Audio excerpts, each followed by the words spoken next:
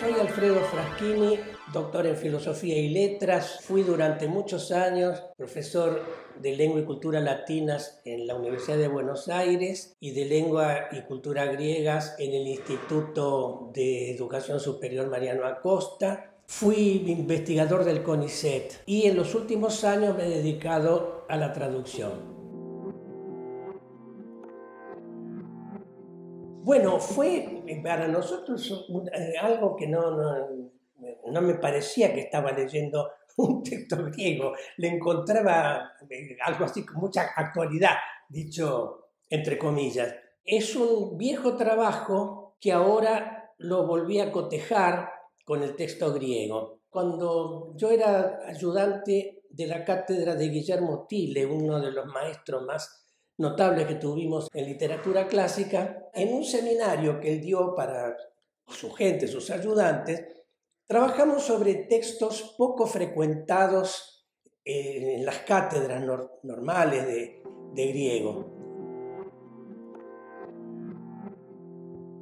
El texto griego lo tomé de la edición de Loeb Classical Library, que venía con una traducción al inglés del siglo XVIII, por supuesto muy libre. Una edición que decía A Beautiful Roman for Young Ladies, ¿no? Una hermosa novela para jovencitas, y que se aconseja, es una novela erótica, se aconsejaba que en algunos pasajes esas jovencitas hablaran con su confesor, imagínense.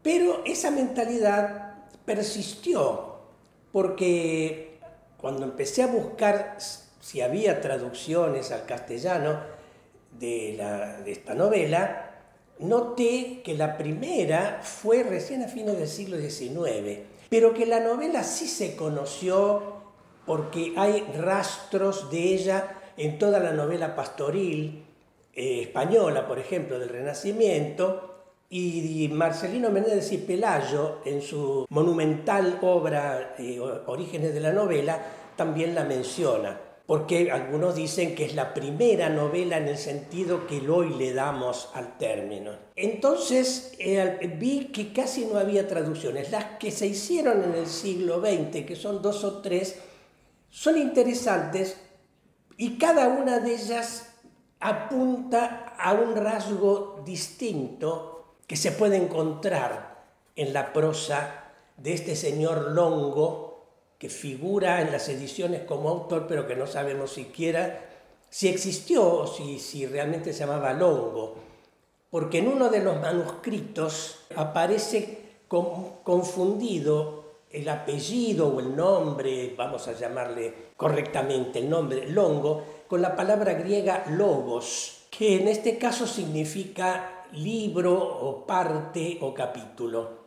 Uno de los varios títulos que se registran en la historia de las ediciones de Daphnis y Chloe es precisamente los 4 logoi, o sea, los 4 libros o las 4 partes de las pastorales de Longo. En algunos casos figura que transcurre en la isla de Lesbos, en el mismo título, Lesbiacón, sobre Daphnis y Chloe, que luego se proyectan en la literatura en parejas como Pablo y Virginia, por ejemplo, y bueno, cantidad de obras pastoriles. Hay que ver en esto si esa tradición pastoril no tiene relación con los idilios de Teócrito, que es la primera manifestación de la poesía pastoril en verso, y con las bucólicas de Virgilio, que también bucólicas son pastoriles. Lógicamente es una herencia muy grande, temática y formal. En las palabras preliminares de esta traducción cito una frase de Borges que dice: la literatura nace del verso y la prosa es un fenómeno tardío. Algunos entendieron que estas narraciones en prosa solo servían para la historia, con el caso de Heródoto, de Tucídides y de los historiadores latinos, o situaciones humanas, porque las situaciones donde intervenían héroes y dioses y semidioses y demás debían ser escritas en verso.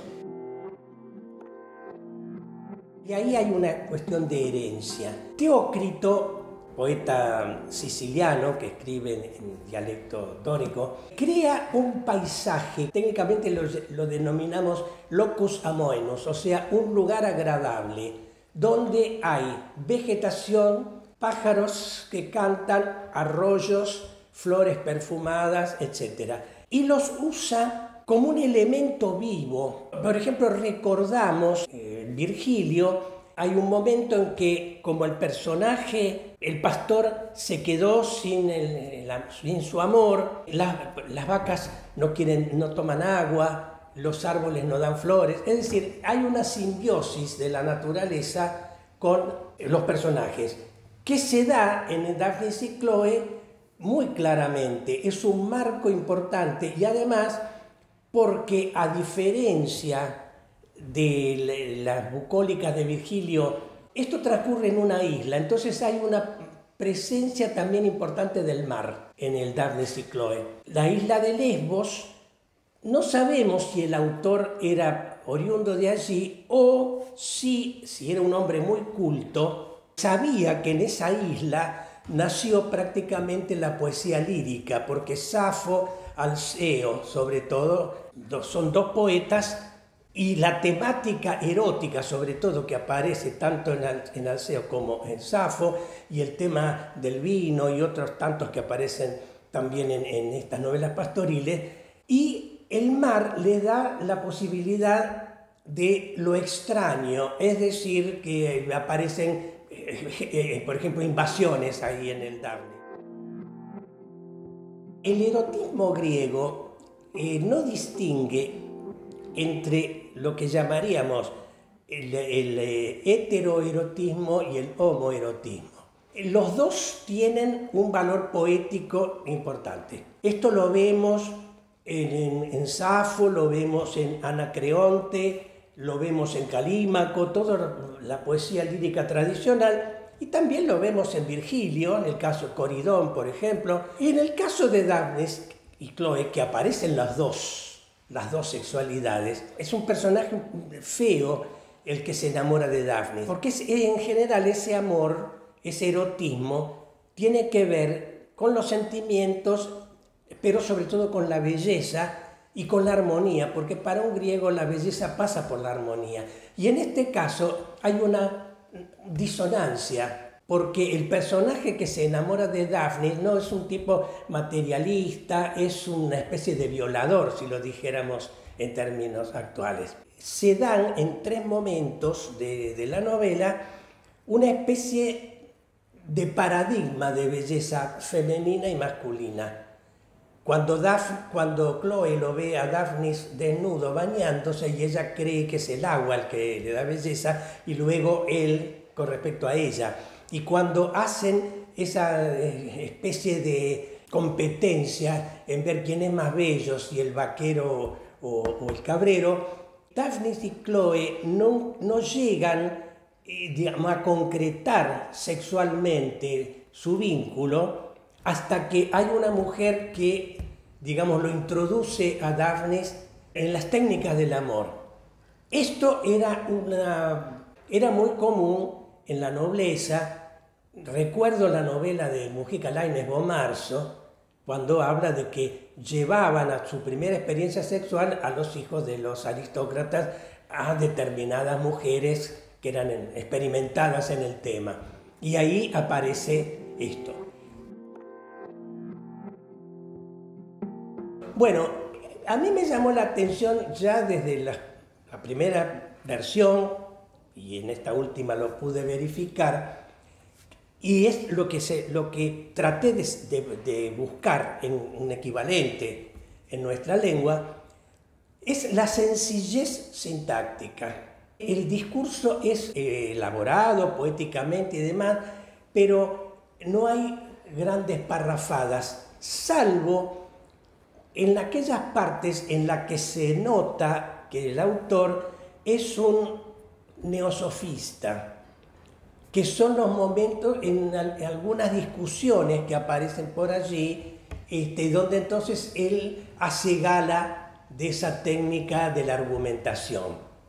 Yo encontré que aquí hay algunos rasgos medievales que entonces nos harían pensar que la novela no es exactamente del 2 o el 3 después de Cristo, sino un poco posterior. Hay algunos filólogos que la ubican en el quinto, o sea, lo que llamaríamos el tardo antiguo. Y Guillermo Tiller en aquel momento recordó, hablando con él sobre la traducción, que hubo algún filólogo que pensó que Daphnis y Chloe era un ejercicio de estilo hecho por algún humanista en el siglo XV o por ahí.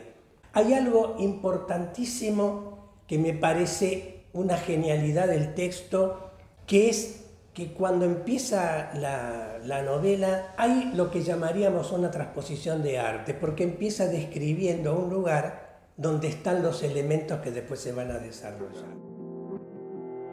¿Quiénes van a leer esto? Si yo se la doy a leer a mis nietos, ¿qué opinarán por ejemplo, de este erotismo? Y no sé si tengo dudas, porque a lo mejor un joven se entusiasma porque puede tomar cierta distancia. Hoy el vínculo entre un chico y una chica creo que es bastante distinto. Es distinto de nuestra época, imagínate, 40 o 50 años atrás, imagínate, varios siglos. Pero confío, y sobre todo confío porque he tratado de no ser solemne en la expresión y de ser bastante directo.